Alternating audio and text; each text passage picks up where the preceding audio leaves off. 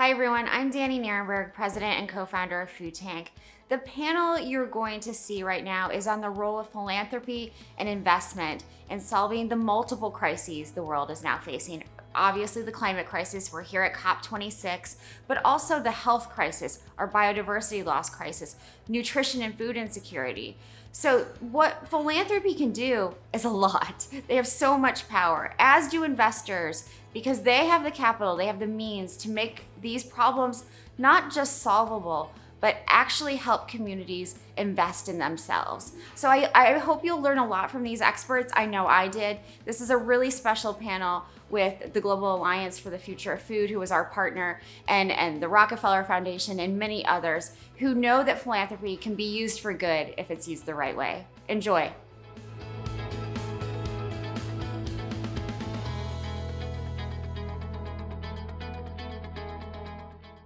Hi, my name is Patty Fong, and I work for the Global Alliance for the Future of Food. We are a strategic alliance of philanthropies working together and with others to transform our food systems.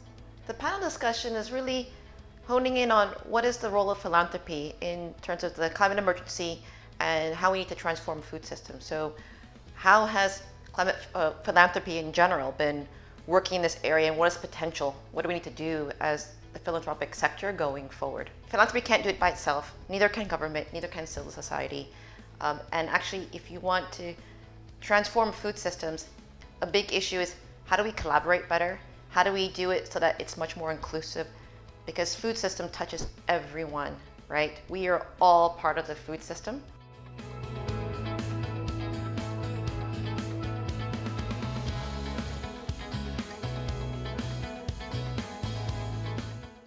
My name is Roy Steiner. I'm Senior Vice President at the Rockefeller Foundation, and we are trying to contribute to a food system that is equitable, nourishing, and regenerative. Well, we've come to this place because we've focused on only one thing, which is cheap calories, and designed an entire system that's very good at that, but we've ignored all the other things that are important, such as health and equity and environmental sustainability. One of the things that makes humanity flourish is when we are able to collaborate well. In order to collaborate, we need to have common definitions and we need to have a common vision. And right now we're struggling with that, but if we get that, boy, humanity can make incredible progress. I think the primary problem is that we are very fixated on short-term economic gain rather than long-term well-being. We need to take a systems perspective, not so siloed. We need to collaborate, and we need to ensure that there's universal participation, and it's not just a few elites that make the decision.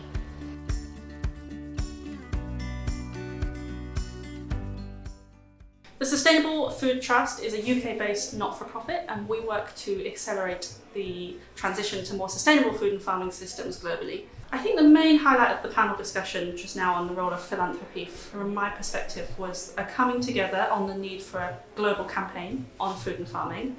I think food and farming is one of the only sectors that doesn't yet have a global campaign that's really mobilizing people around the world, and I think that's needed. The other key highlight was I think everyone agreed that we need common metrics to measure impact, both of the philanthropic sector, but actually everything in the food system. So our sourcing policies, the labelling on food products, the way that governments incentivize farmers, banks, investors who are investing in food systems, we all need common metrics to drive change.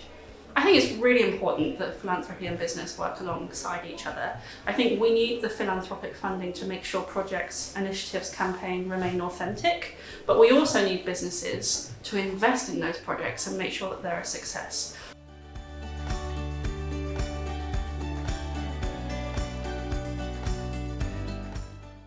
Currently, the big problem is that the whole food system is very unequal. The innovation should come from mainly the business model, as we talk about that, not focusing on the quantity, but also focusing on quality, and what kind of business model can make that more profitable.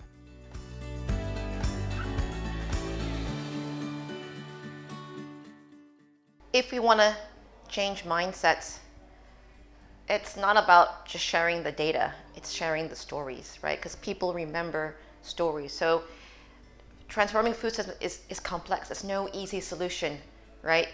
But a way to do that would be, telling stories in a way that makes this seem tangible and doable for politicians, for citizens, for business, so they feel motivated to start along the path. It's not going to be an easy journey, but you have to feel like you're emotionally engaged and committed to this process. I hope you learned a lot from the experts on the panel, and I hope you'll share questions with me at danielle@foodtank.com.